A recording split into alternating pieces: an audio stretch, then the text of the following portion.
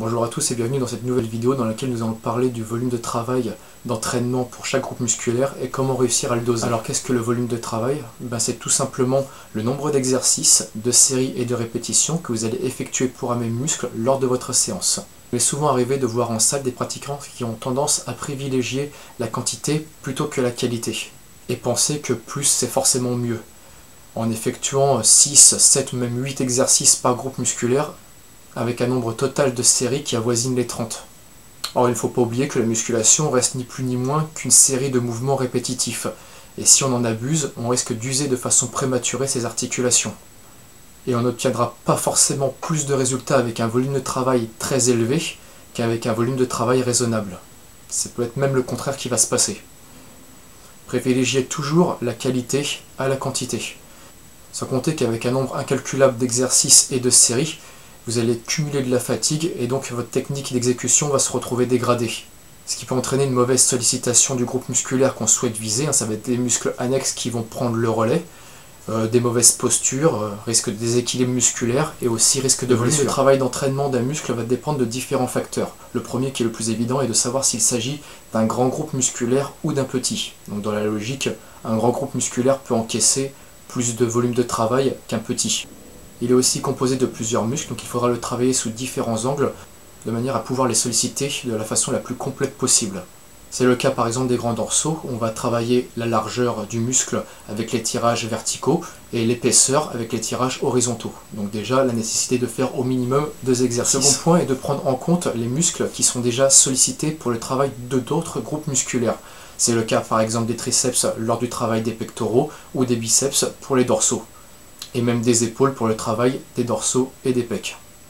Il faudra donc parfois diminuer un petit peu leur volume de travail, de façon à ne pas surmener les muscles, mais aussi les articulations qui seront sollicitées de manière plus fréquente. Le troisième point qui va influencer votre volume de travail d'entraînement va être en fonction du muscle que vous allez solliciter. Est-ce que ce sera un muscle en point fort ou un muscle en point faible? Si c'est un muscle en point fort, le volume de travail n'a pas besoin d'être trop élevé. Si c'est le cas, il risque au contraire de prendre l'ascendant sur d'autres muscles lors de séances et de bouffer un petit peu leur travail. Ça peut être le cas par exemple des triceps. Si vous avez les triceps en point fort, ils risquent de prendre une partie du travail des muscles pectoraux lors du développé couché. Et à l'inverse, donc si vous avez un muscle en point faible, vous pouvez éventuellement lui accorder un volume de travail un peu plus important. Ce sera aussi le choix des exercices qui sera important, trouver des exercices où vous allez le ressentir.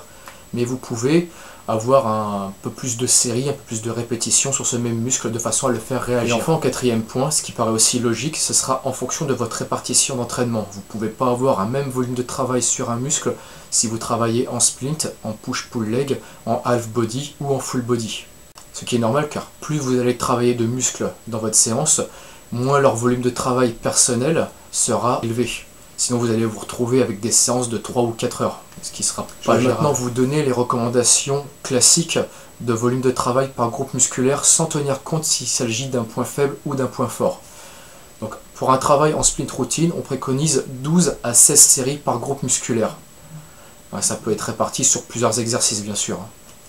Et environ 8-10 séries pour un petit groupe musculaire. En half body et en push-pull leg, selon comment est organisé votre push-pull leg, ça peut être 6-9 séries pour les gros groupes musculaires et 3 à 6 séries pour les petits. Pour un travail en full body, ce sera environ 3 à 5 séries de travail, tout groupe musculaire confondu, que ce soit un grand ou un petit. À partir des recommandations que je viens de vous donner, plus les points qu'on vient d'aborder, vous allez pouvoir maintenant trouver votre dosage spécifique pour chaque groupe musculaire en fonction de vos points faibles, vos points forts et de vos caractéristiques, de vos besoins et de vos objectifs. Pour finir, je vais maintenant vous donner quelques exemples de volume de travail par groupe musculaire en fonction de votre répartition d'entraînement, qu'il s'agisse du sprint routine, push-pull leg, half body ou full body.